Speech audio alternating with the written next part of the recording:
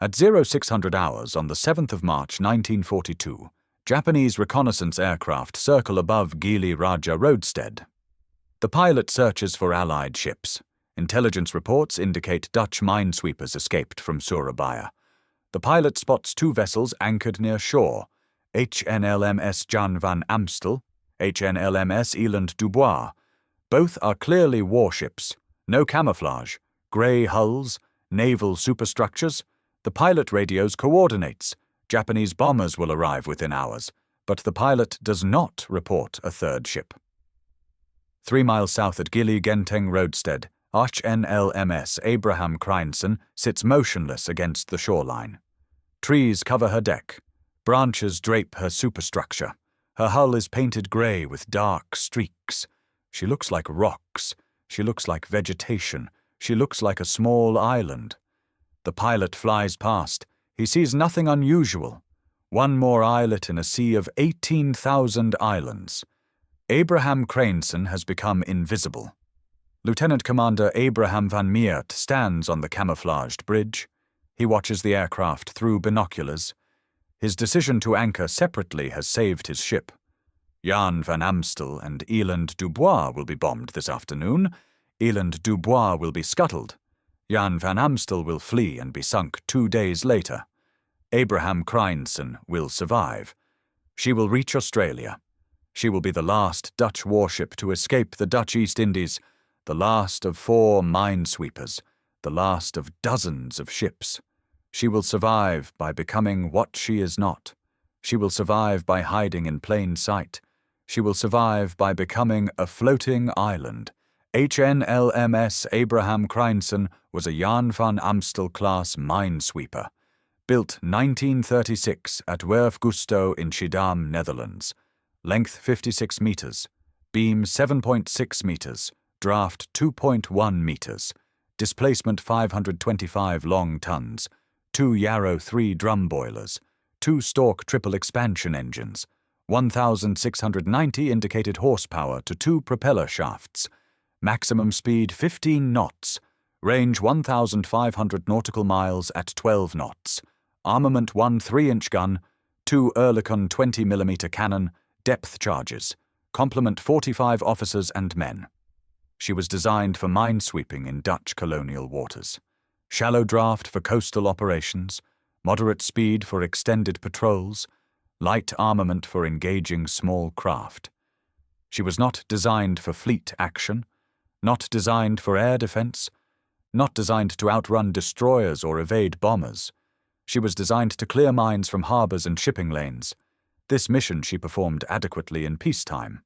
In war, her limitations were fatal, slow, lightly armed, no radar, no anti-aircraft capability, easy target.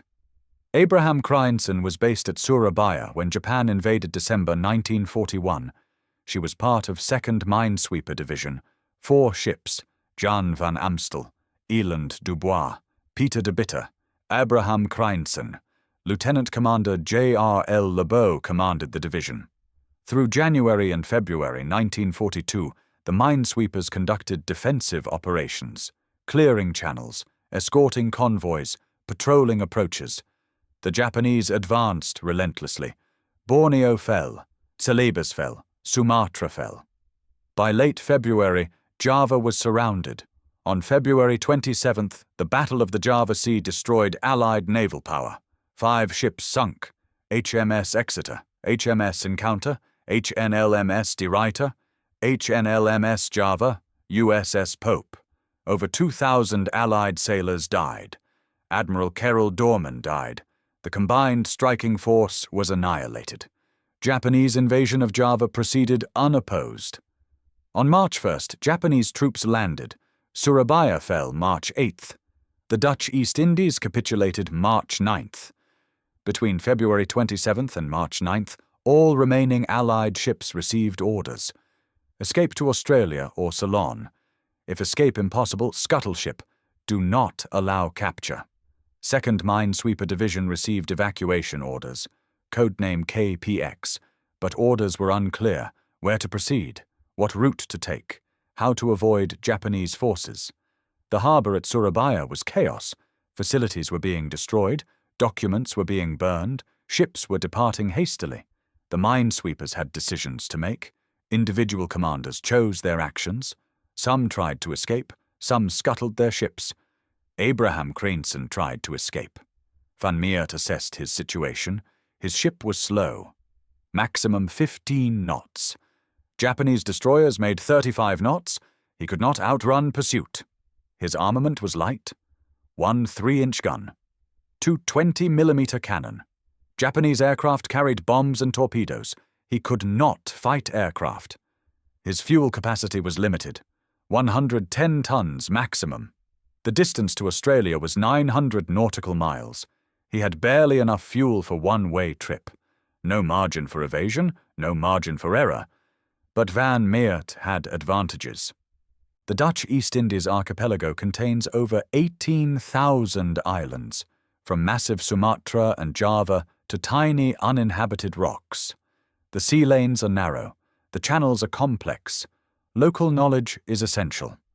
Van Meert knew these waters. He had patrolled them for years. He understood the tides. He knew the anchorages. He could navigate without charts if necessary. This knowledge was survival. The plan formed. Disguise Abraham Craneson as an island. Cover the ship with vegetation. Paint the hull to resemble rocks. Move only at night. Anchor during day near actual islands. Blend with the landscape. Become invisible. The Java Sea has countless small islands. Most are uninhabited. Most are covered with tropical vegetation. Some are barely larger than Abraham Craneson. If the ship looked like an island, aircraft would fly past. Surface ships would ignore it. The disguise might work. The crew executed the plan. On March 6th, they loaded maximum fuel. 110 tons. They stripped unnecessary equipment. Weight was critical. Speed was critical. Range was critical. Everything not essential was removed. Personal belongings, excess stores, decorative items. The ship was lightened by tons. Then they gathered foliage. Crew went ashore at nearby islands. They cut branches. They cut palm fronds. They cut vines. They returned with vegetation. They draped it across the deck. They covered the superstructure. They created jungle canopy. Any exposed metal was painted grey with dark streaks. The hull became rocks. The superstructure became trees. Abraham Craneson became island. At 2130 hours on March the 6th, Abraham Craneson departed Surabaya. She steamed east through Madura Strait. Darkness covered her departure. She navigated without lights. Van Meert maintained minimum speed, conserving fuel, reducing wake. By dawn March 7th, she reached Gili Genteng roadstead. She anchored close to shore. The crew covered her completely with vegetation. They made final adjustments to camouflage. Then they waited. The daylight hours were tense. No movement, no noise, no smoke from galley. Cold meals only. Crew remained below deck. Only lookouts on duty. They watched for aircraft. They watched for surface ships. Japanese patrols were constant. Aircraft flew reconnaissance. Destroyers hunted escapees. But Abraham Craneson remained undetected. The camouflage worked. From altitude, she looked like another small island. From surface, she blended with shoreline vegetation. The deception succeeded. At Gili Raja, 3 miles north, Jan van Amstel and Eland Dubois were spotted. The reconnaissance pilot reported their position. That afternoon, Japanese bombers attacked. Eland Dubois was damaged. Her boiler failed. She could not continue. Commander decided to scuttle. Crew transferred to Jan van Amstel. Eland Dubois was sunk by her own crew. Jan van Amstel attempted escape alone. On March 9th, Japanese destroyer Murakumo found her. Jan van Amstel was sunk by gunfire. No survivors. Peter de Bitter attempted escape separately. On March 8th, she was intercepted by Japanese aircraft east of Java. She was bombed and sunk. No survivors. 3 minesweepers destroyed in 3 days. Only Abraham Craneson remained. Van Meert did not know his sister ships were lost. He maintained radio silence. He continued south. Each night, Abraham Creinson sailed. Van Meert navigated by dead reckoning. No lights, no radar, stars and compass. He threaded through narrow channels. He avoided shipping lanes. He stayed close to islands when possible. Each dawn, he found anchorage. The crew replaced wilted vegetation. They adjusted camouflage. They checked for damage. They maintained the deception. 8 days, 8 anchorages. Each day the tension mounted. Each night the danger increased. Japanese forces controlled the area. Discovery meant death. The fuel situation was critical. Van Meert calculated consumption continuously. He optimized speed. He minimized maneuvering. He conserved every drop. The distance to Fremantle was 900 nautical miles. Fuel capacity was marginal. If headwinds increased, if currents were adverse, if any deviation was required, fuel would run out before reaching Australia. Van Meert accepted the risk. There was no alternative. Return to Java meant capture. Remaining at sea meant discovery. The only option was continuing south. On March 15th, Abraham Creinson passed through Lombok Strait. This was most dangerous passage. Narrow channel, heavy Japanese presence. But Van Meert had no choice. Sunda Strait to the west was blocked. Japanese forces had sunk USS Houston and HMAS Perth there March 1st. Lombok Strait was only southern exit from Java Sea. Van Meert transited at night. Maximum speed, no lights. If discovered here, escape was impossible. The channel was too narrow. Japanese destroyers would run him down. But luck held. No contacts. By dawn March 16th, Abraham Creinson was south of Lombok, in the Indian Ocean, still 900 nautical miles from Australia, still within range of Japanese aircraft from Timor. But the worst was past. The final days were endurance test. Fuel decreased, food decreased, water decreased. The crew was exhausted. 14 days of tension, constant vigilance, minimal sleep, cold food, no bathing. The tropical heat was oppressive. Below-deck temperatures exceeded 40 degrees Celsius. The vegetation covering the ship rotted. It smelled. Insects infested it. But it had to remain. Aircraft still patrolled. Surface ships still hunted. The disguise had to be maintained until Australian waters were reached. On March 20th, Abraham Creinson sighted Australian coast. Van Meert ordered the vegetation removed. The grey paint remained, but the branches and fronds were thrown overboard. The ship looked like Warship again. At approximately 1400 hours, Abraham Creinson entered Fremantle Harbour. Fuel tanks were nearly empty. Less than 5 tons remaining. Enough for one more day at sea. The margin was that thin. Van Meert had judged perfectly. He brought his ship and crew to safety. 8 days. 900 nautical miles. The last Dutch warship to escape Java. The only ship of her class to survive. The floating island had reached port. Australian authorities were astonished. How did a minesweeper escape?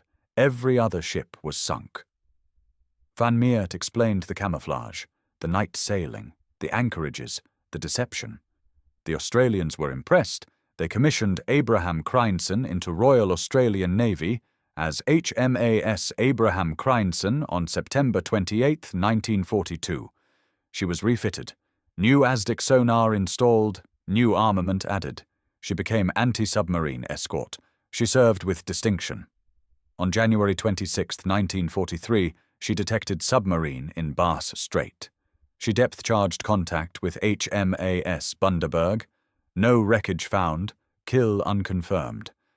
But she demonstrated capability. Abraham Creinson was returned to Royal Netherlands Navy May 5, 1943. But she remained in Australian waters through war's end. She operated against Japanese submarines. She escorted convoys. She conducted minesweeping operations. On June 7, 1945, she departed Sydney towing oil lighter, former submarine K9. The tow cable parted. K9 drifted ashore at Seal Rocks. Abraham Creinson continued to Darwin. She supported operations accepting Japanese surrender of Timor. She swept Kupang Harbor for mines. She ended her war as she began, as minesweeper. After war, Abraham Creinson patrolled Dutch East Indies during Indonesian independence struggle, anti-piracy operations, escort duties. She returned Netherlands 1953. She was converted to boom defense vessel 1956. She was decommissioned 1960. She was donated to Sea Cadet Corps for training. She served cadets for decades. She was preserved. She exists today. Museum ship at Den Helder Naval Base. Visitors can board her. See where crew lived. See where vegetation was mounted. Understand how impossibility became reality. Van Meert received Cross of Merit. 9 crew members received Cross of Merit. Dutch government recognized extraordinary achievement, escaping against impossible odds, evading enemy through ingenuity and determination. The awards were deserved. The escape was remarkable, not just for Van Meert's leadership, for crew's discipline, for the concept itself. Disguising Warship as island was absurd, yet it worked. The plan succeeded because execution was meticulous, because discipline was maintained, because crew refused to panic. The strategic impact was minimal. One minesweeper escaping did not change war's outcome. But the psychological impact was significant. In March 1942, Allied fortunes in Pacific were lowest. Singapore had fallen. Philippines were falling. Java fell. Burma was threatened. Every defeat reinforced Japanese invincibility. Then Abraham Creinson escaped. One small ship. 45 men. They defied overwhelming enemy. They reached safety through courage and cleverness. This mattered. It demonstrated Allies could still fight, could still resist, could still win through determination. One minesweeper escaping was victory in disaster. Small victory, but victory nonetheless. The comparison with other escapes is instructive. USS Sculpin submarine escaped Java. USS Marblehead cruiser escaped despite severe damage. HMS Exeter attempted escape but was sunk. HMAS Perth attempted escape but was sunk. HMS Stronghold destroyer attempted escape but was sunk. Most ships that tried to escape were destroyed. Abraham Creinson succeeded where larger, faster, better-armed ships failed. Size was disadvantage. Speed was disadvantage. Armor was disadvantage. Everything that seemed strength was weakness. Abraham Creinson's weakness became strength. Too small to matter. Too slow to chase. Too insignificant to notice. She hid where larger ships could not. She blended where faster ships stood out.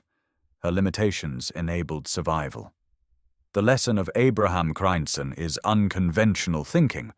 Standard doctrine said minesweepers cannot outrun destroyers, cannot fight aircraft, cannot escape. Van Meert ignored doctrine. He created new approach. If ship cannot run, hide. If ship cannot hide conventionally, hide unconventionally. Make ship invisible by making it ordinary. 18,000 islands. One more makes no difference. The concept was brilliant. The execution was professional. The result was survival. On March 20th, 1942, at 1400 hours, HNLMS Abraham Creinson entered Fremantle Harbour. She was last Allied warship to escape Dutch East Indies. She was only Jan van Amstel-class minesweeper to survive. She was floating island that became warship again. The vegetation was gone. The paint remained. The crew was exhausted. The ship was safe. Van Meert had done impossible. He brought his command through enemy-controlled waters to friendly port. 45 men survived because one commander thought differently, because one crew executed perfectly, because one ship became what it was not. Island, rock, vegetation, invisible. That was Abraham Creinson. That was how you escape when escape is impossible. You become something else. You hide in plain sight. You refuse to be what enemy expects. Floating island, Last ship out. Survivor.